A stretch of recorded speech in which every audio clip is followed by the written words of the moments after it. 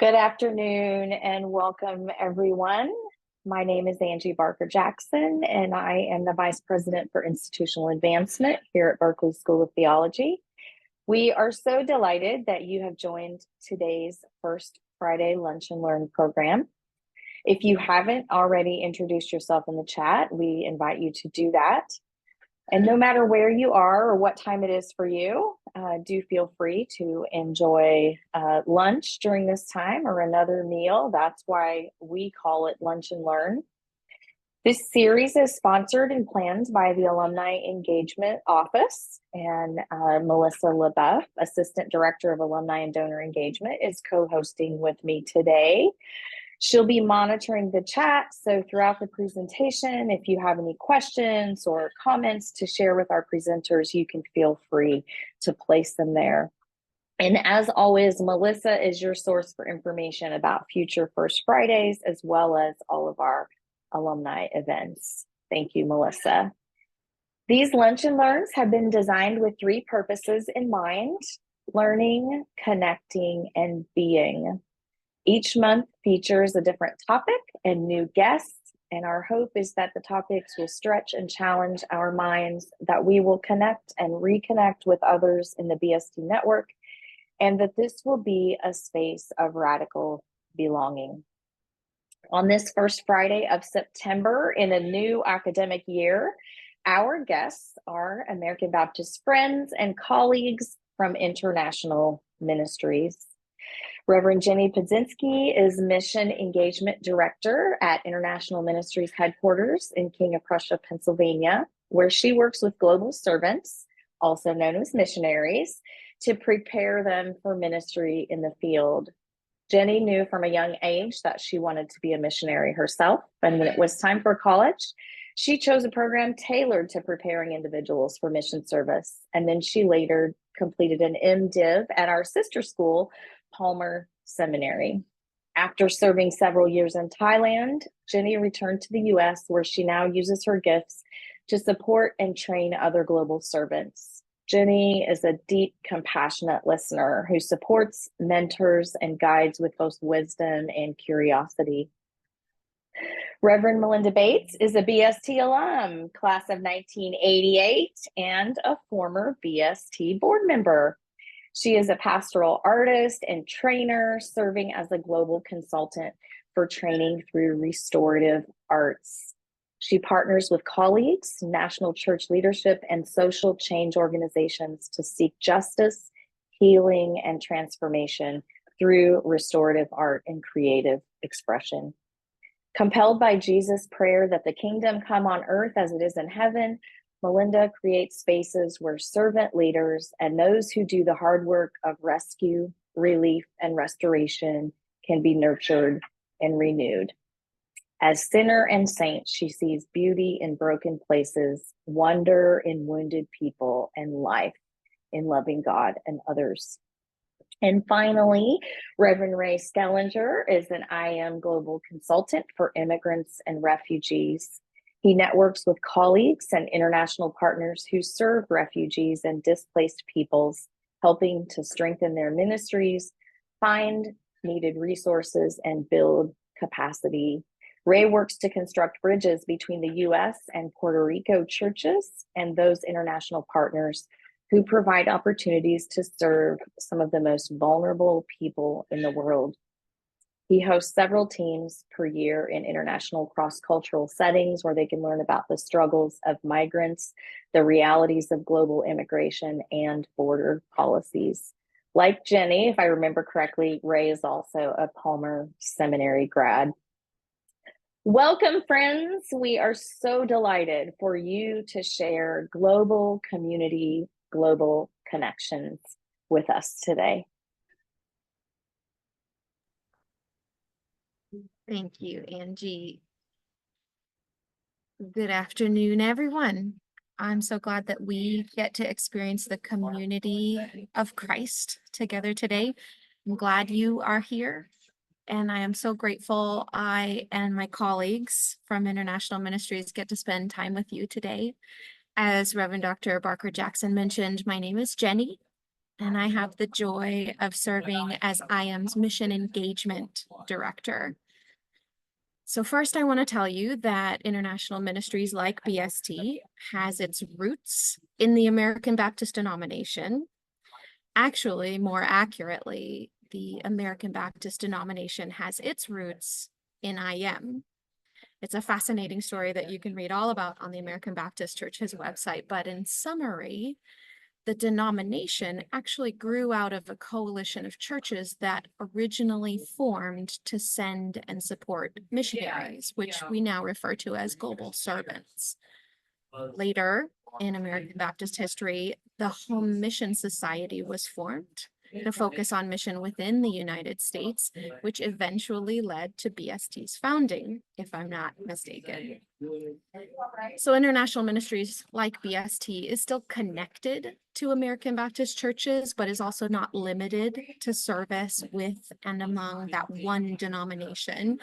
And IAM's mission from the very beginning in 1814, more than 200 years ago, until now, is to work cross-culturally to invite people to become disciples of Jesus and to proclaim through both word and deed God's reign of justice, peace, and abundant life for all creation. So to give you a glimpse of what that looks like in real life and real people, I'd like to introduce you, of course, to Mylinda and Ray, who are living, breathing, beautiful examples of global service through global community and global connections.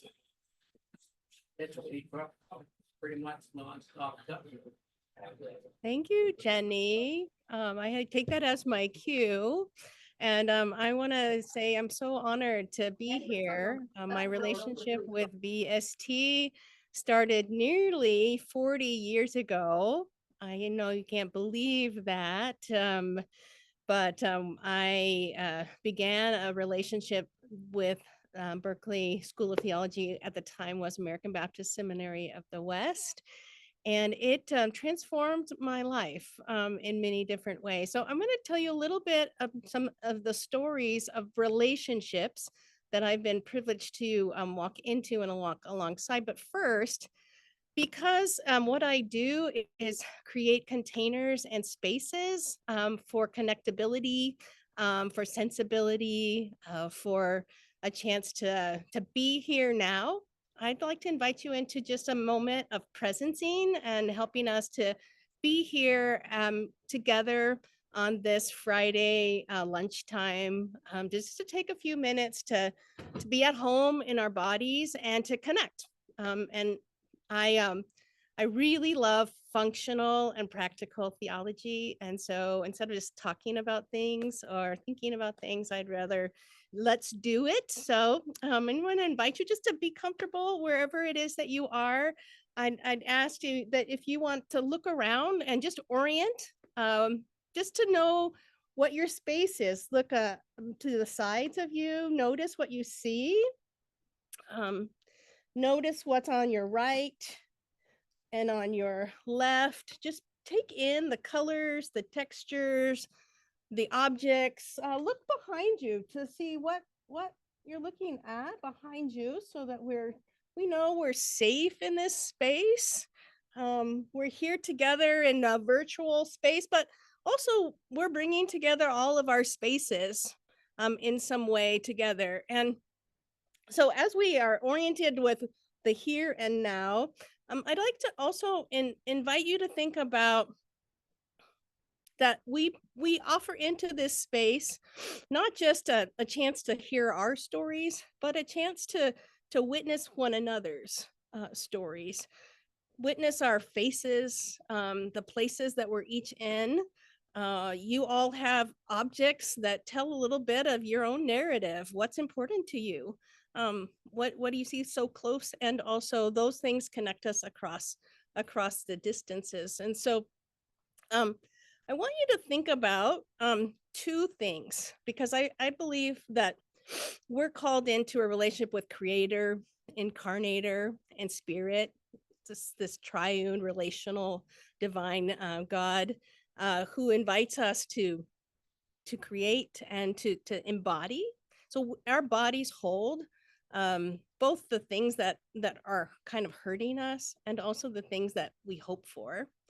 And so I want to invite us to do something a little interesting using your chat. I want you to think about, and this is just a way of acknowledging what we're bringing into this space. Because we bring into, with our bodies, we bring in all our hurts and all of our hopes, all of our griefs and all of our gratitudes. And that makes a difference in the space that we're in. And so I invite you in the chat to think about just one word or a few words that describe or express what you're holding. Perhaps we don't know, but maybe somebody's hurting. Maybe somebody's experiencing grief. Maybe you just read the headlines again and your heart is broken because of another shooting.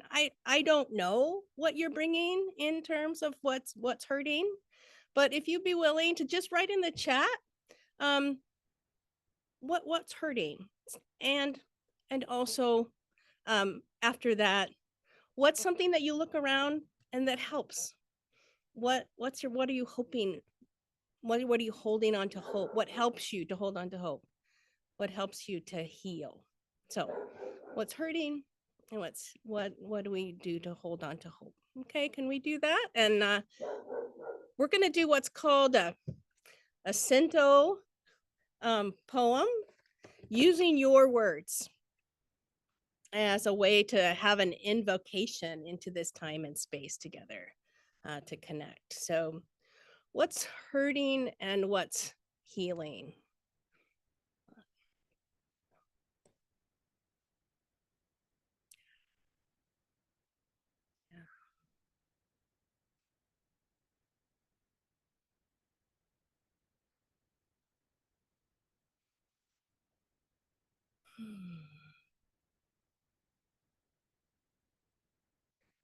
An infertility journey is what I'm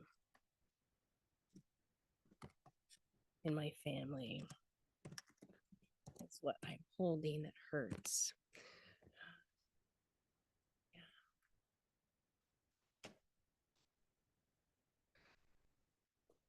Oh Lord, we hold both hurt and hope and healing. We hold loss. We hold anticipation. We hold anxiety. We hold a father passing away this week. We hold infertility journeys. We hold anxiety. We hold the hurt of school shootings that have been characterized as a fact of life. That hurts. We hold the worry about what the fall will hold.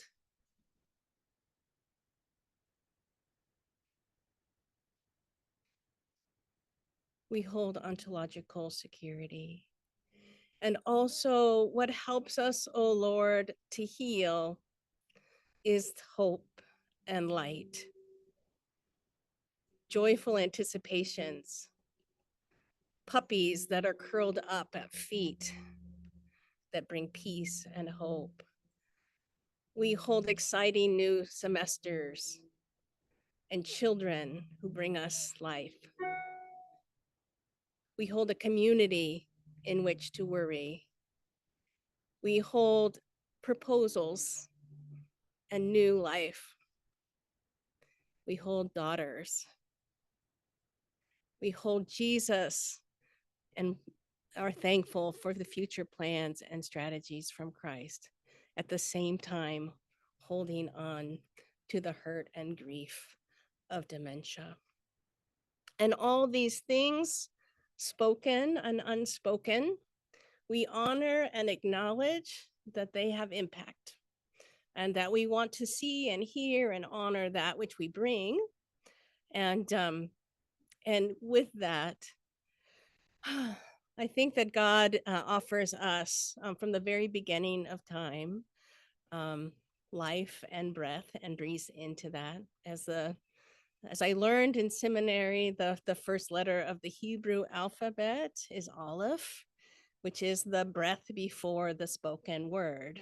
That breath that we take to speak into something into being. And so as you know, I am a facilitator using the restorative arts. And so I'd like to have us breathe together, to conspire, to hold both hurt and hope, and grief and grace and gratitude, and recognize that this song was created in response to the 9/11 tragedies on our own land, and the lack of breath from buildings that had fallen and collapsed, and then those who were helping. And somebody said that what gives us hope in times of anxiety and uncertainty is to look for what helps and to look for the helpers. So this song was created for the helpers. And it goes, when I breathe in peace. And when I breathe out love. And so I'll sing it, and you're welcome to sing along with me as an act or a practice of being here now, honoring and holding all that we bring. So when I breathe in peace. When I breathe out love. When I breathe in peace. When I breathe out love. Breathe in, breathe out. Breathe in, breathe out.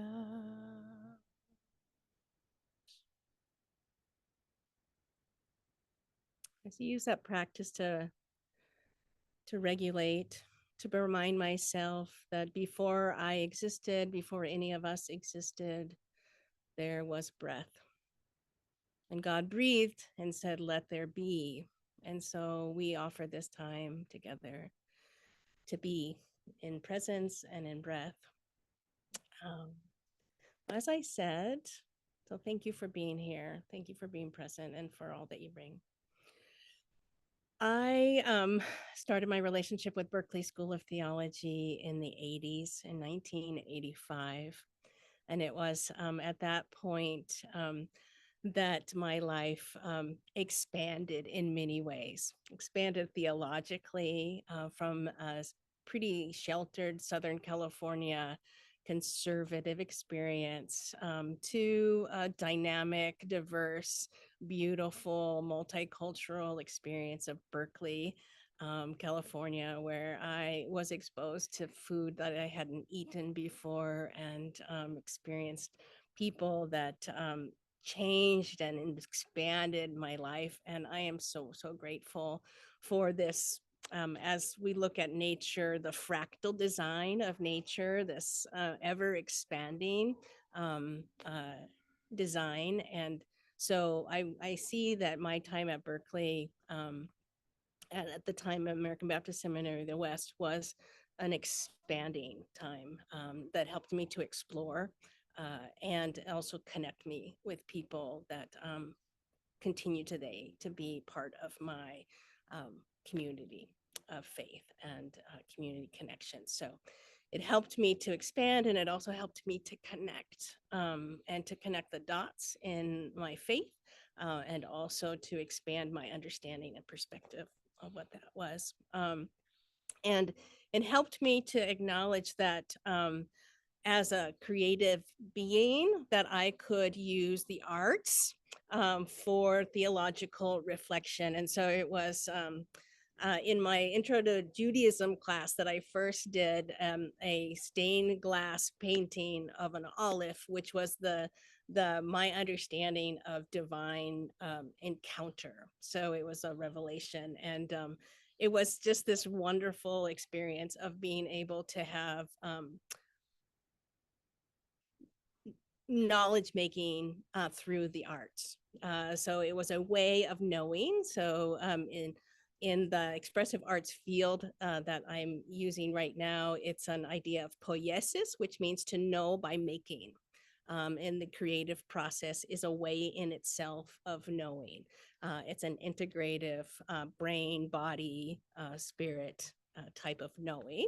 And the arts helped to generate that. And so it was in my experience at Berkeley School of Theology, where I was able, and I had professors who allowed me to expand and explore my knowledge of theology and practice through the arts. My Intro to Ministry professor allowed me to do a sculpture and a poem for my theology of ministry.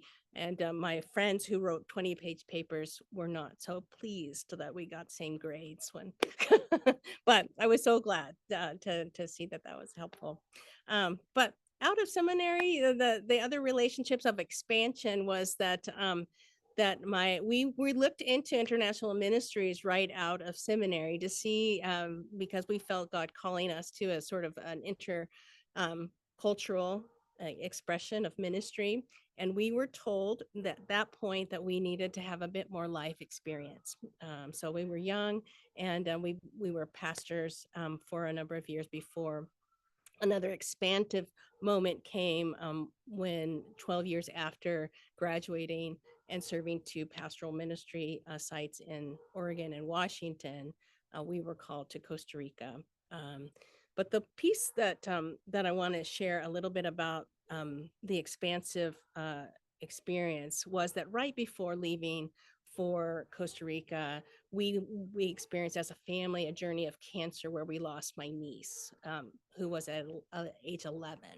And that experience of loss and life prepared me for many years in the future of what it might look like to the intersections of both pain and play. So when you are walking a journey with an 11-year-old who has cancer, you do a lot of playing in the middle of pain. And so there was a time when we spent a Christmas making, what's it called? Little gingerbread houses in the hospital room.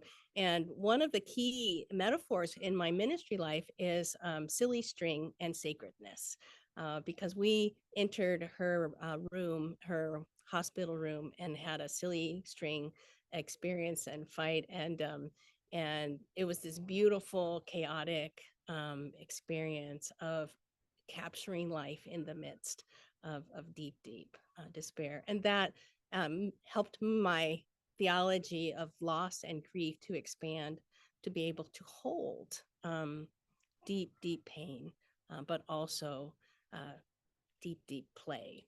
And so in Costa Rica, I walked alongside many different folks as a theological education and person involved in human trafficking prevention and community work and peacemaking. And it was a number of those experiences that prepared me to walk alongside and to witness and to hold and to heal the really, really hard, hurtful things of life, but also have a sense of creativity and play in it. Now, 25 years after having left the U.S. for my global encounter, I find myself as a global consultant where I'm actually living in the U.S. and accompanying folks around the globe. And I'm actually accompanying folks who have stayed. So in a minute, you'll hear about Ray's accompaniment of refugees and migrants. And my work is using the arts to accompany and give psychosocial, spiritual support to those who stay in the countries that are having difficult times, where migration and immigration is impacting the elderly and the children because of the families that have left. So one key thing that happened just yesterday, I got a note from one of the graduates of an Expressive Arts in Transition cohort in Cuba, the first ever in Latin America, that helps prepare people to use the expressive arts to accompany folks in trauma and in transition.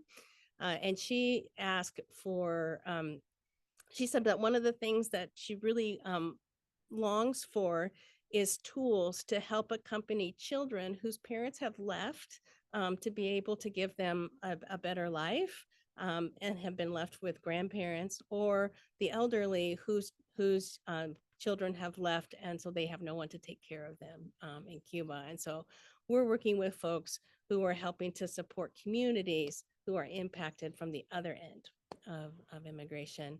And so we use practices like what we did earlier, where we hold healing and we hold hope in the middle of acknowledging the hurt. And we use music and image and metaphor to help contain some things that are really, really difficult, but that also help us to connect, to adapt, to restore, and to incarnate what it is that we are about, not just thinking theologically, but living with hands and feet on the ground, as creatives, as incarnators, and as spirit-filled relational folk in the world. So that's what engagement globally looks like for me. Expansive, fractaled, colorful, and so grateful for the deep resonance and resilience that I gained from my experience and my relationship with Berkeley School of Theology. So thank you so much. So that's me.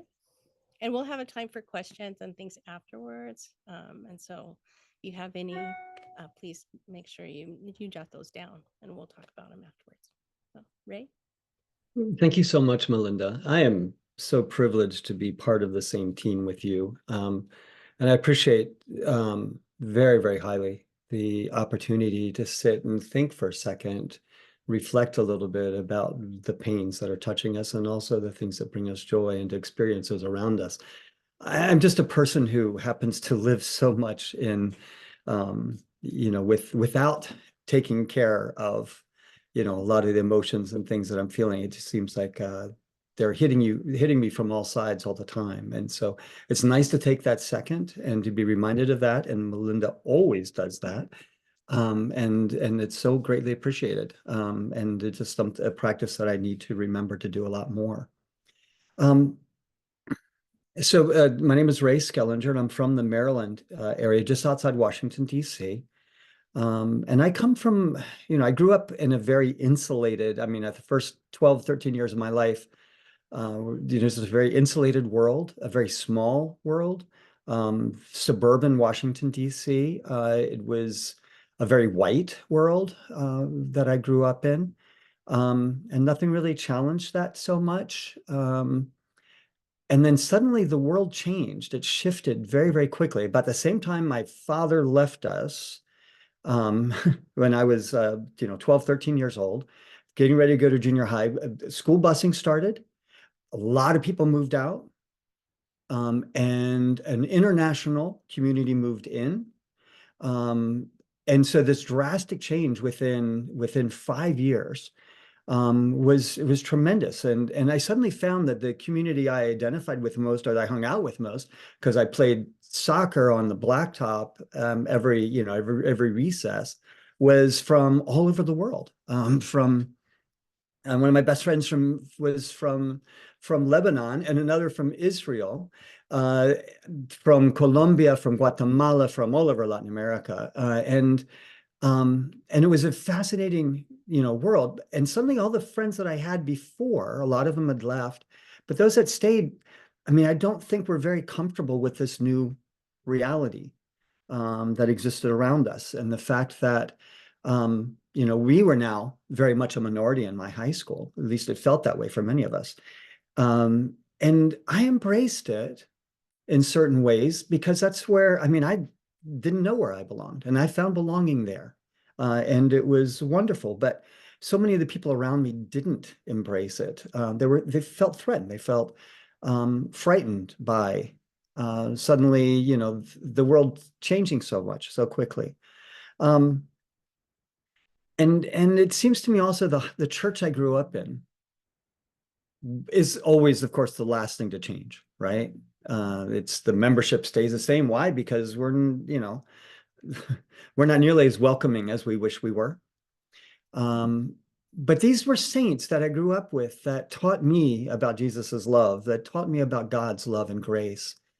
And I saw them struggling with the changes, struggling with how to adapt to and do ministry in a very different environment. And it's about this, you know, time as I'm kind of realizing that shift. I'm also in university. I'm studying, learning a lot more about the shape of the world and the way the world works and doesn't work, studying economics and sociology. And also because of our new situation, which has also brought us some, you know, measure of poverty, I should say. My mom had to lend out rooms, 3 rooms or so at a time, to international grad students at the University of Maryland, where she also worked. So as I was studying at the University of Maryland, suddenly we had, you know, every semester, every year, a couple new grad students living there and from all over the world. And that was fascinating. And it's opened up my world. And I suddenly started to think about, you know, what I wanted to do, of course, with my life. I thought I was going to be a journalist, didn't work out. But seeing the struggles of my local church, full of loving, wonderful saints, thinking that, you know, what we really needed to do is learn how to equip ourselves to serve a changing world. And that's why I went to seminary. I went to the program I did at Eastern, now Palmer, and studied in a MBA or MS with an economic development degree, along with an MDiv. And so that was my education. And of course, my world got so much bigger there too, because in my second semester, I met this wonderful woman from Mexico, and we got married within a year. And suddenly the world seemed like it was so much more accessible, at least some parts of it. And after seminary, we moved to Mexico and worked there for about a year and a half while we're waiting for the opportunity to serve somewhere. And we applied with International Ministries and were accepted to go to Nicaragua. And we had the chance to go. And of course, you know, you're first starting off, you're going to go change the world, right? And we went to Nicaragua, and, you know, I went with so much, you know, I was so gung-ho to go do something for people, right? And I learned rather, though, that it's you know, I had that all wrong. I learned that I had to be there with people and accept their incredible hospitality, and all that grace and love that I thought I would be showering upon other people is what was showered upon me. I was incredibly transformed by the hospitality and the grace of the most humble people on this earth. And I loved my time there. And I think I was able to be able to do some good things along with some great saints there as well. And after one term, because of a couple other changes in life, we accepted a position with IM to go to Tijuana and work with a domestic violence shelter. And we worked there for almost 15 years, helping to found Deborah's House alongside the women of the Baptist churches. And it was while we were there that I also began to get very involved with immigration issues, mostly because first of seeing during the first years of the 2000s, 75 to 80,000 people being deported to Tijuana from the US. But then also a lot of others coming, hoping to be able to cross the border into the US to work. And I got very involved with immigration rights, justice, and with a number of groups who were there working on behalf of people who were stuck between worlds. And ultimately, that's what led to the position I'm in now As Adalia was asked to be area director for Latin America, they offered me the opportunity to be a global servant, a global consultant, and to work globally with our partners around the world who are adapting into and working with people who have been displaced. And all the ministries therein. Now, right after we left Tijuana to come to Pennsylvania is when we started seeing huge numbers of asylum seekers coming to the border. And initially they were coming from Central America, but then also many from Venezuela. We're going to see many more of them in the coming months as well. But ultimately, I've worked with more than 50 different nationalities of people coming to Tijuana and needing shelter while they're waiting for months or sometimes years to be able to cross into the US.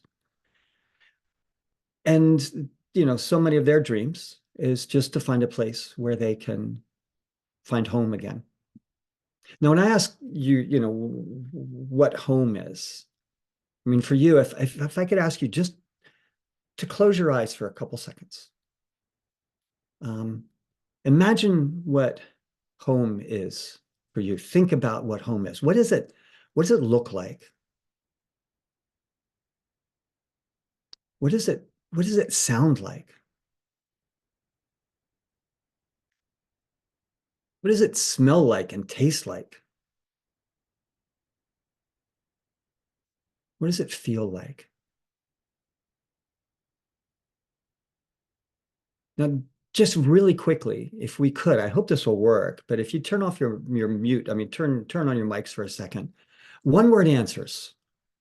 What were some of the strongest words that came to your mind as you're thinking about what home means to you? Clean air. Laughter. Yeah, I love that. Safety. Keep them Trees. coming. Okay. The smell of food cooking. Yeah.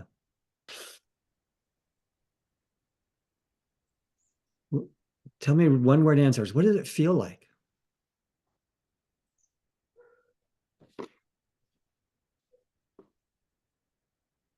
Peace. Safety.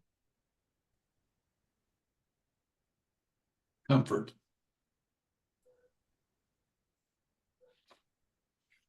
Happy.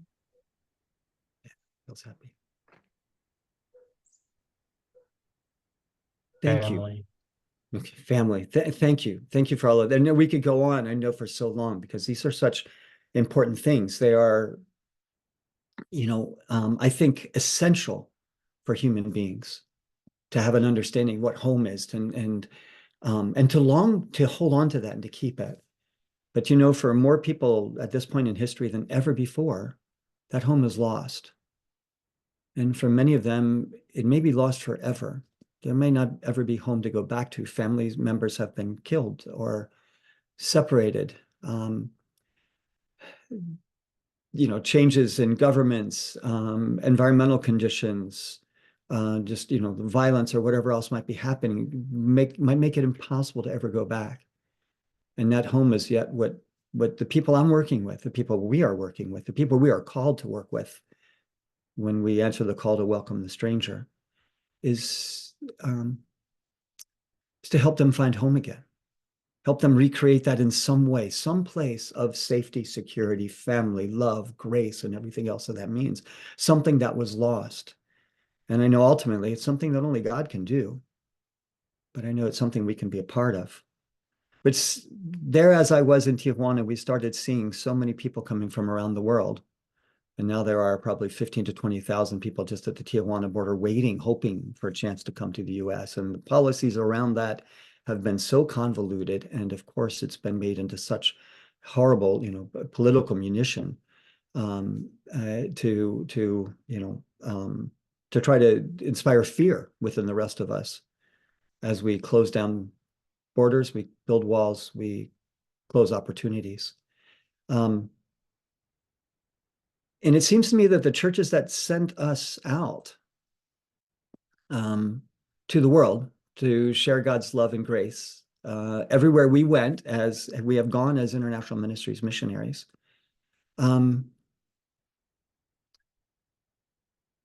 have that same fear that I remember in my friends in the community I grew up in.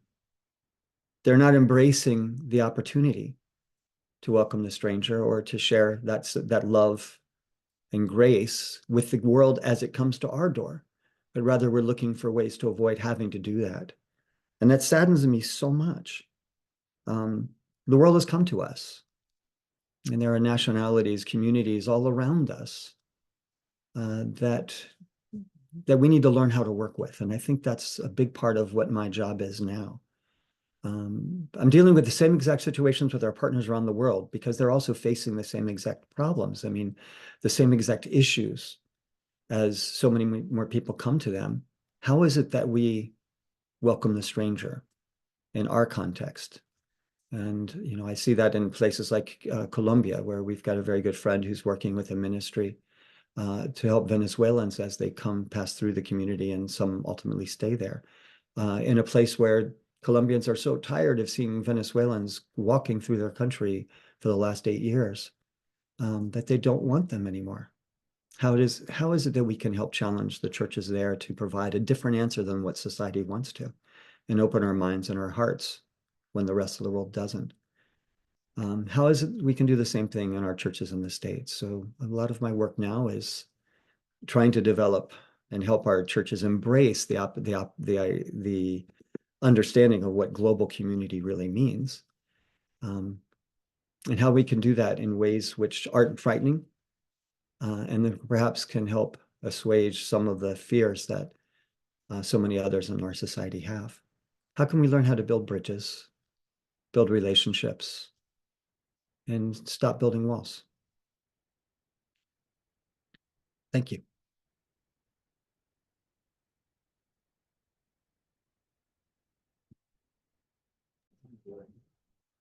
I think we're doing Q&A next. Is that right, Angie? If that's what you'd like to do next, that's what we'll do. So if you have questions for Jeni or Ray or Mylinda, we have about 10, 11, 12 minutes that we could dialogue around your questions. I do see that Dr. Brenneman has placed a comment in the chat and maybe a question there. So we'll pose this to the IM team. In this increasingly interconnected global world, are IM global servants exclusively US based, going internationally, or are there international servants who go to other places in the world or serve in their own locations or come to the US as leaders, educators, ministers, etc.? So who can speak to that question? And how do we form, yes, Ray used the language of partners that Dr. Brenneman mentioned. So how do we form those partnerships, or how does IM form those partnerships? Yes. Yes, that is happening. That's developing. So specifics, I worked with Dan Buttry, who was a international global consultant for peace and justice and conflict transformation. And a number of folks that we worked with around the world are training in conflict transformation. And Lance Muteo and his wife Christy are from Zimbabwe, and they are International Ministries associate missionaries or global servants. So they receive support from so through that. My colleague Ruth Bindas is a seminary professor at the university, the Biblical University in Costa Rica. Ruth and I spent so many years together doing ministry together, and we just saw her, and she invited me to come and do conflict transformation work with her in communities, and is working with children in Tuli Takumi. So she also is an associate a global servant. So they are serving in their countries of origin, supported by the body. So from not enough, but And so Mylinda, there are some examples like Kihome and Nzunga who are from Congo Congo, who are and serving have in served for quite a few years as IM missionaries in, or global servants now in Haiti and now in the Dominican Republic. And there have been others like that as well. I think we need to do more. Absolutely, we need to do more. But the idea of having associate missionaries from from around the world that are part of our team that we are working with and consider as our own, I think is extremely important.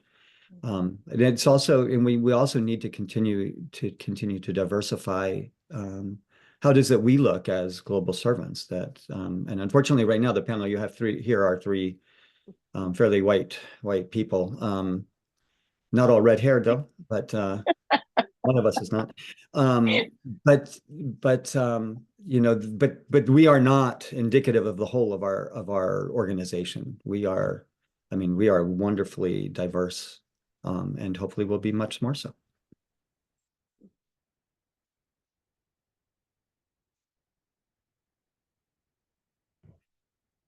Jeni, you could probably address it more since you're working. No, I think that was those are beautiful representative answers, not only of our organization, but also the heart of our organization. So I just throw my own, yeah, I would echo those same sentiments. And I think there's a question for you, Ray, in the chat.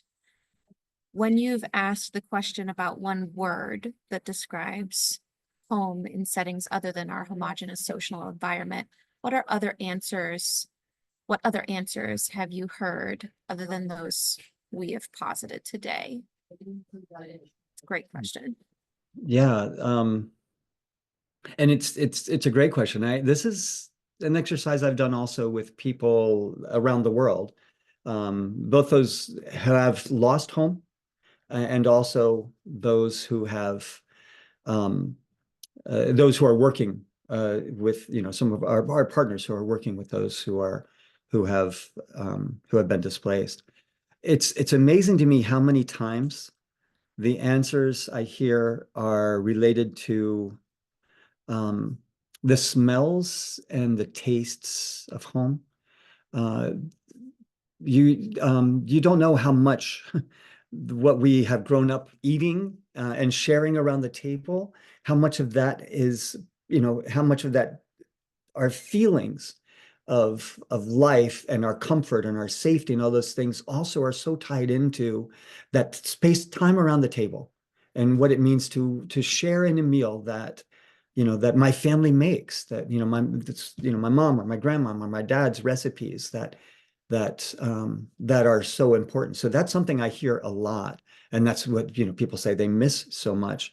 Mostly it's security and being able to be at peace for the first time. I mean, or for many of them for the first time in a long time. Once that peace has been lost, it's security and safety.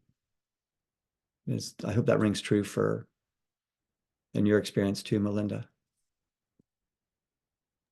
Yeah, I think that also ties into Lauren's question as well about practical steps of, we find the political climate situation increasingly more fragmented, right? Xenophobic.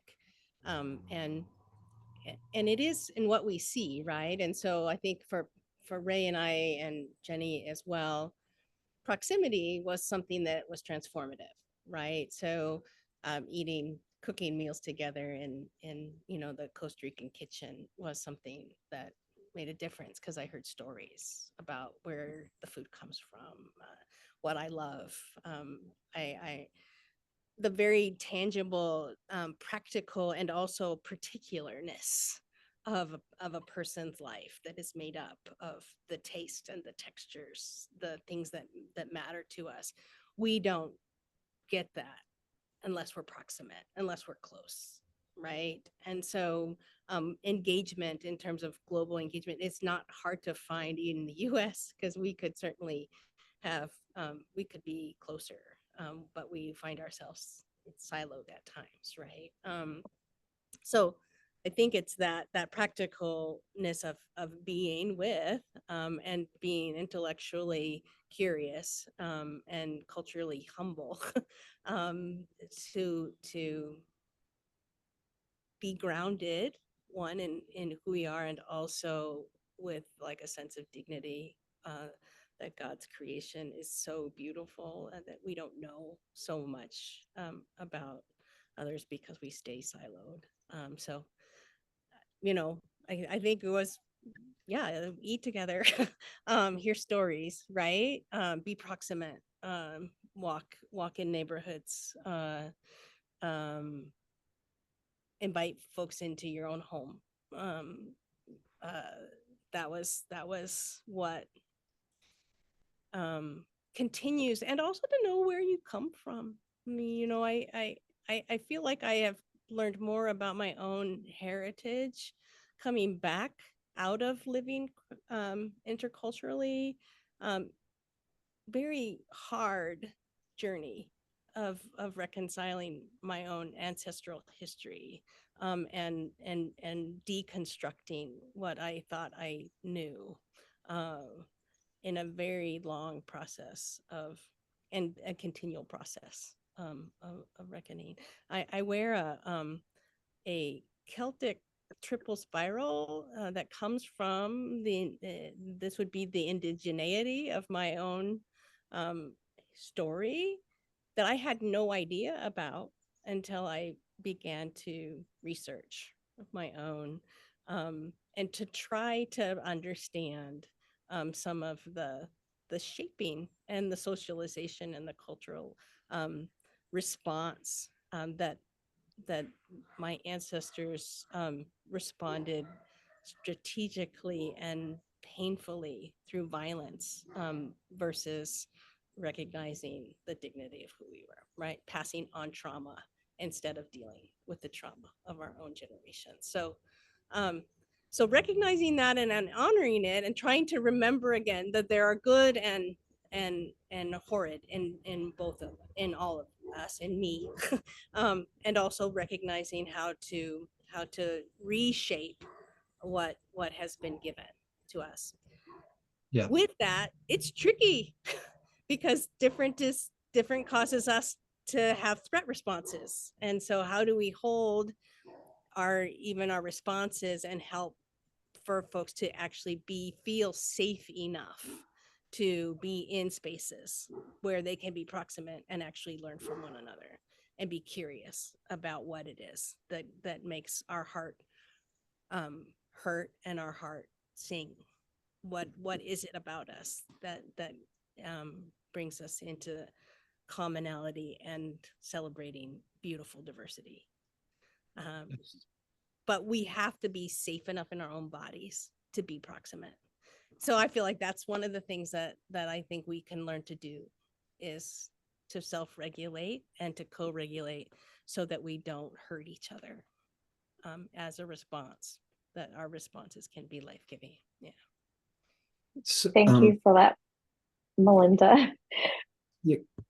Could I also respond to Lauren's question? I'll try to be very brief. Sure. And then we need to give Jeni, who's had her hand up for quite some time, an opportunity to ask a quick question before Jeni wraps us up. Go ahead, Ray. Yeah, Lauren, I think in terms of overcoming xenophobia, the things that I've seen that work the best, I mean, you know, we have the opportunity to share stories. Stories can impact people in ways that, you know, just reciting facts and other things will never get through. But really, the truth is you know, as Mylinda says, the proximity, it's being able to begin a relationship with somebody and hear their story from their words at a point at which it would actually touch their heart. I remember a number of years ago, we had a pastor from Pennsylvania come, who he said at the beginning of the trip down to Mexico, it's like, you know, well, yeah, I'll come down and serve the people here, but I really wish we could deport every single Mexican, and didn't even say undocumented or unlawful or whatever. He just said every single Mexican back to Mexico. They belong here, right? And then this was the pastor of a group, and very, very set in his ways. And he began a relationship with this guy who was pouring cement with him all week long. as they were building the foundation for Deborah's house. And at the end of the week, he heard his story, understood everything. And he said, wow, is there a way for me to bring Juan back to the US? And he said, no, there's really not. He says, but yeah, but there's got to be some way. He said, no, he'd never be able to get a visa. It's like, yeah, but if I sponsored him, I couldn't bring him. It's like the difference in his understanding of what to do with those people changed dramatically when he learned that those people are human beings just like him. And I hope it made a difference in how he felt about everybody else. And I've worked with him over the years to try to help him make the jumps. And, that was a start. That was a beginning right there. But it's hearing be creating a relationship with another human being that doesn't fit the boxes that then you want to put people into, that doesn't fit your expectations, that will challenge and hopefully break, the fears and, the boxes that you've created and have, you've lived by all your life. So, thanks. Yeah. Okay. Jeni, did you want to ask? Can I now? Oh. Yeah, I think, can I, did you hear me? I'm frozen or something, my internet. Okay, thank you so much. Thank you so much for the sharing and then a kind of presentation. It's, I think my connection is not so good. Yeah. Can you hear me? We can. Oh, okay. So one thing, we can become a Christian. We see the light of Jesus Christ is because of American Baptist missionaries. So when you sharing, it's touched my heart. And one thing I just realized after listening your sharing, that's one I just realized. After returning back of the American Baptist missionary, then we Christian Baptist Convention, we create a kind of 300 young people. We call, we united, we organized 300 young people. And then we did a home mission 3 years. Other than all of the spirit, before we became Christian, we are spirit worshipers. So after doing organizing 300 young people and then make a great campaign the whole Myanmar country and visiting to our people, and so after doing that home mission, all 99% of we Christian people became a Christian. So then one thing I want to discuss or something is, how about USA? Because of you, we became Christian, and then we try hard, then our home mission, and then we became a majority, most of our people became Christian. So how about American? I saw, and I noticed we need to do kind of home mission also in currently. That's one thing I want to discuss. Because of you, we become Christian, and nowadays when I stay here almost 5 years, so I see that we still need to do kind of home mission in the United States. How about that? Might be you are trying hard, but one thing I learned and I feel in my heart. That's all, just not a question, just kind of a comment, or yeah, thank you so much. Thank you, Jeni, for that reminder, and certainly not something we can solve within our time slot today, but it's a good challenge. Jeni, I know you had a few words you wanted to bring as a way of closing out you all's presentation, and then we have a couple announcements to make. Yeah, thank you so much. And Jeni, thank you. It's great to see you, by the way, and just thank you for that beautiful reminder of the work of and the movement of God all over the world, in our hearts, our communities. Friends, as we close, I wonder if God might be calling any of you to use your gifts and your skills and your passion in vocational global service, to become a global servant yourself, making your home in proximity, cross-culturally, interculturally, as Jesus did, for love of the world. And I know that if you haven't really considered that in the past, this vocational option sounds really out there.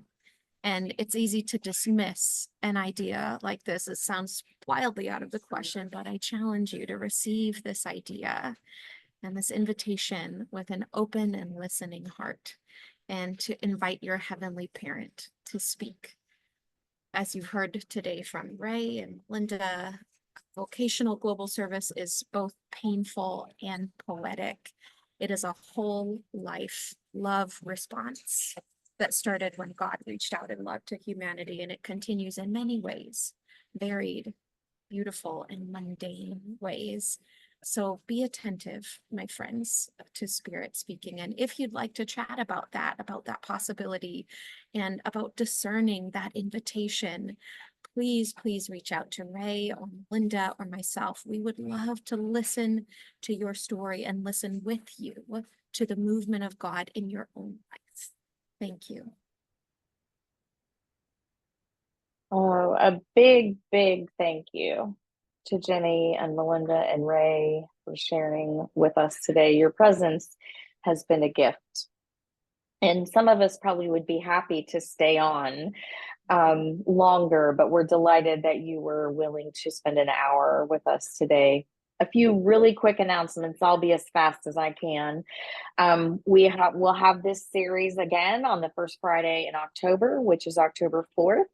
And BST board member and local pastor, the Reverend Dr. Dwight Webster, will lead us that day in a presentation called Not Without a Song. So I encourage you to join us on that day. But before October rolls around, we have a full slate of opportunities to connect with BST in the month of September.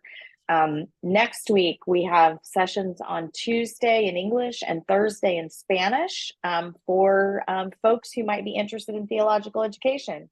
So send them our way if you know people exploring.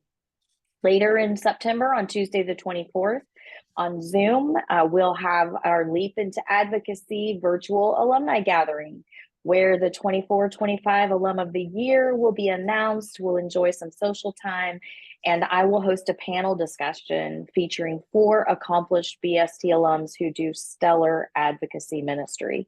You can register for that free of charge through the link that Melissa is dropping in the chat. And finally, later this month, on Monday, September 30th, we're going to host a bonus Monday Lunch and Learn with Clayton Chamberlain of Free Will, who will lead us as we consider together estate planning, opportunities for spiritual formation, and pastoral care. So we welcome you to join us for this important conversation. Again, the registration is being dropped into the chat. Thank you so much, everyone, for being with us today. It's been delightful to be together and to consider global service and what it means to be a global community. We hope you have a great day, and we look forward to seeing you next time. Jeni, Mylinda, and Ray, we're going to do this again. Take care, everyone. Thank you.